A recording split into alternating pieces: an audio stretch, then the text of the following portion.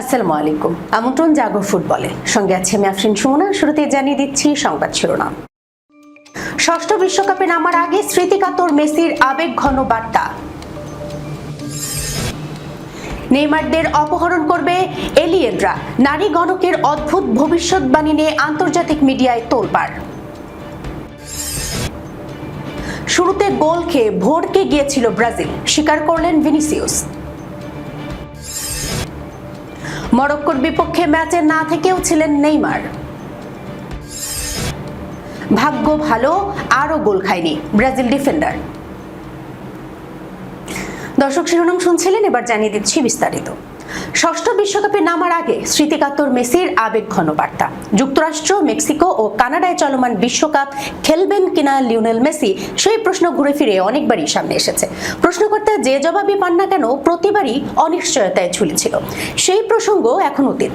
Record সর্বোচ্চ ষষ্ঠ বিশ্বকাপ খেলতে নামছেন বিশ্বকাপ জয়ী এই আর্জেন্টাইন অধিনায়ক। তার আগে মেসি স্মৃতিকাতরতায় ভুগছেন। 11 জন পর্দা উঠেছে ফিফা বিশ্বকাপের 23তম আসরের। তবে আর্জেন্টিনা এখনো মাঠে নামার অপেক্ষায়। আগামী বুধবার সকালে যে গ্রুপের প্রথম ম্যাচে লিওনেল স্কালোনির দল আলজেরিয়ার মুখোমুখি হবে। গ্রুপে তাদের অপর দুই প্রতিপক্ষ অস্ট্রিয়া ও জর্ডান। মাঠে নামার আগে বিশ্বকাপে নিজের 6 আসরের ছবি ভক্তদের সঙ্গে সামাজিক যোগাযোগ মাধ্যম ইনস্টাগ্রামে ভাগাভাগি করেছেন মেসি। নিজের বিশ্বকাপ যাত্রার স্মৃতিচারণ করে ক্যাপশনে লিখেছেন, শুধু 2006 থেকে 2026 যেন বিশ্বকাপ অধ্যায়ের শুরু শেষটা একই ফ্রেমে আনার চেষ্টা করলেন তিনি। রোজারিও এই তারকা 20 বছর আগে জার্মানিতে অনুষ্ঠিত 2006 বিশ্বকাপে প্রথমবার খেলেন। এরপর অংশ নেন দক্ষিণ আফ্রিকা 2010, ব্রাজিল 2014, রাশিয়া 2018 এবং কাতার 2022 বিশ্বকাপে, যেখানে তিনি আর্জেন্টিনাকে শিরোপা এনে দেন। 2026 বিশ্বকাপ হতে যাচ্ছে মেসির ষষ্ঠ বিশ্বকাপ। প্রথমবার এই কীর্তি গড়বেন 3 জন। সবাই আবার চলতি আসরে, মেসি ছাড়া বাকি 2 জন মেক্সিকোর গুইলার্মো ওচোয়া, পর্তুগালের ক্রিস্টিয়ানো রোনালদো। নেইমারদের অপহরণ করবে এলিয়েনরা, নারী গণকের অদ্ভুত ভবিষ্যৎবাণী নিয়ে আন্তর্জাতিক মিডিয়ায় তোলপাড়। বিশ্বকাপ ফুটবল 2026-এ নিয়মিত এক অদ্ভুত ঘটনার ভবিষ্যৎবাণী করে সাড়া ফেলে দিয়েছেন ব্রাজিলের জনপ্রিয় আধ্যাত্মিক ব্যক্তিত্ব। তিনি দাবি করেছেন, একটি বিশাল ইউএফও মাদারশিপ মাঠের মাঝে নেমে আসবে এবং শত শত মানুষকে অপহরণ করে নিয়ে যাবে। ব্রাজিলের বিখ্যাত স্পিরিচুয়ালিস্ট ভো বাহিয়ানা তার ইনস্টাগ্রামে 23 মিলিয়নের বেশি ফলোয়ারদের কাছে একটি ভিডিও শেয়ার করেছেন। 2 জুন শেয়ার করা সেই ভিডিওতে তিনি বলেন, একটি স্বপ্নে তিনি দেখেছেন যে মিয়ামিতে বিশ্বকাপের একটি ম্যাচ চলাকালীন আকাশ থেকে বিশাল একটি মহাকাশযান নেমে আসবে। এতে থাকবে 100 জনের বেশি এলিয়েন। তারা মাঠ থেকে 700 জনেরও বেশি মানুষকে, খেলোয়াড়, রেফারি ও দর্শক সহ তুলে নিয়ে যাবে এবং পরে আবার ফিরিয়ে দেবে। তিনি স্পষ্ট সতর্ক করে বলেছেন, 24 জুন 2026 সালে মিয়ামির স্টেডিয়ামে যাবেন না, দূরে থাকুন। সোশ্যাল মিডিয়ায় অনেকে এই ভবিষ্যৎবাণীকে ব্রাজিল বনাম স্কটল্যান্ডের গ্রুপ সি ম্যাচের সঙ্গে যুক্ত করেছেন। এই ম্যাচটি 24 জুন 2026 তারিখে মিয়ামি গার্ডেন্সের হার্ড রক স্টেডিয়ামে অনুষ্ঠিত হওয়ার কথা। ব্রাজিল ফেভারিট দল হওয়ায় এই ম্যাচ ঘিরে উন্মাদনা থাকবে বলে আশা করা হচ্ছে। স্কটল্যান্ডও 28 বছর পর বিশ্বকাপে ফিরছে। ব্রোবাইবল নামক মিডিয়া আউটলেট এই খবর প্রকাশ করার পর বিষয়টি ব্যাপক সমালোচনায় আসে। এরপর কন্টেন্ট ক্রিয়েটর জে ক্লে তার টিকটক ভিডিওতে এ নিয়ে কথা বলার মিলিয়নের বেশি ভিউ পায়। প্রথমে তিনি বিষয়টি নিয়ে আতঙ্কিত মনে হলেও পরে বলেন, হয়তো এটি নেগেটিভ টাইমলাইন এর সঙ্গে যুক্ত ছিল, যা এখন বদলে গেছে। তিনি আরও জানান, ভো বাহিয়ানা নাকি পরে বলেছেন তারিখ 24 জুন থেকে 26 জুনে সরে যেতে পারে। শুরুতে গোল খেয়ে ভড়কে গিয়েছিল ব্রাজিল, স্বীকার করলেন ভিনিসিয়াস। ম্যাচের প্রথমার্ধে মরক্কোর একের পর এক আক্রমণে কোণঠাসা হয়ে পড়েছিল সেলেসাওরা।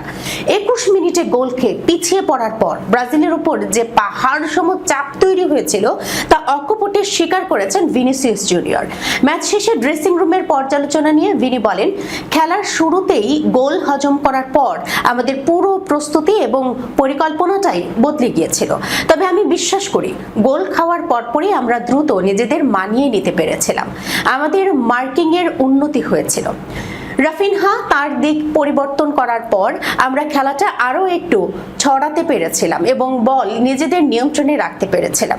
দ্বিতীয়ার্ধে ব্রাজিলের খেলার ধরন পরিবর্তনের পেছনে কোচ কার্লো অ্যানচেলোত্তির বিশেষ নির্দেশনা ছিল বলে জানান ভিনি।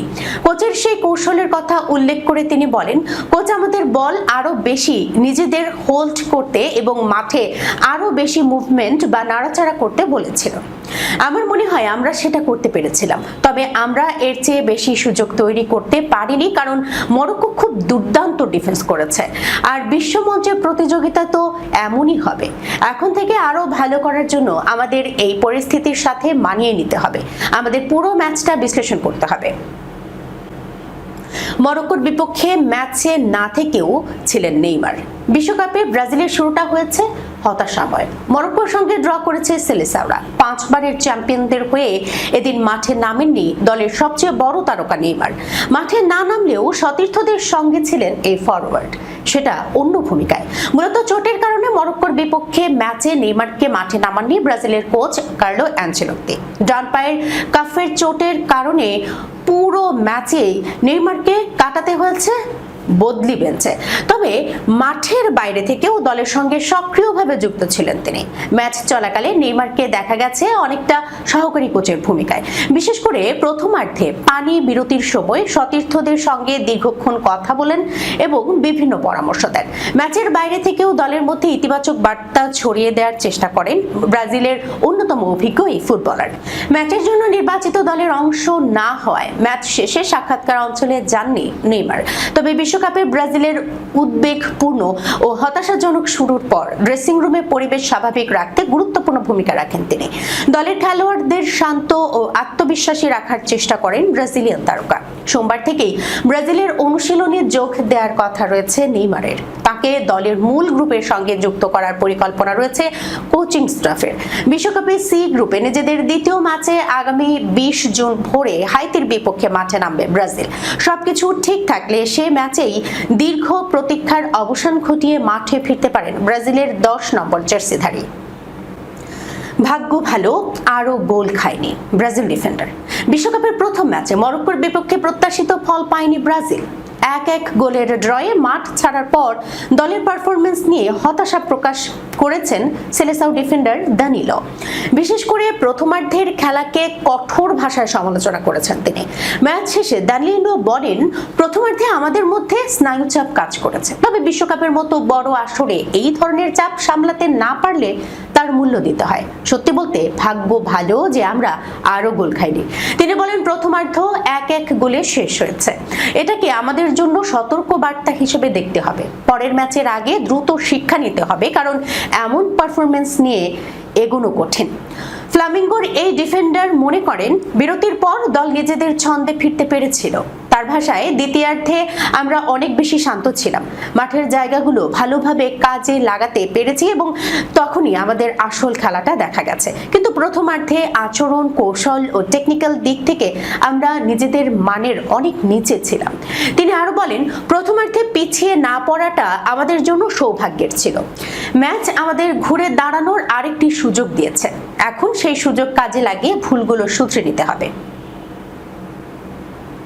দর্শক, এই ছিল এখনকার মতো জাগো ফুটবলে। যাবার আগে শিরোনামগুলো জানাচ্ছি আরো একবার। ষষ্ঠ বিশ্বকাপে নামার আগে স্মৃতিকাতর মেসির আবেগঘন বার্তা। নেইমারদের অপহরণ করবে এলিয়েনরা। নারী গণকের অদ্ভুত ভবিষ্যৎবাণী নিয়ে আন্তর্জাতিক মিডিয়ায় তোলপাড়। শুরুতে গোল খেয়ে ভড়কে গিয়েছিল ব্রাজিল, স্বীকার করলেন ভিনিসিয়াস। মরক্কোর বিপক্ষে ম্যাচে না থেকেও ছিলেন নেইমার। ভাগ্য ভালো, আরো গোল খায়নি ব্রাজিল ডিফেন্ডার। এখনকার মতো এই পর্যন্তই। এতক্ষণ পর্যন্ত যারা সঙ্গে ছিলেন সবাইকে ধন্যবাদ। আল্লাহ হাফেজ।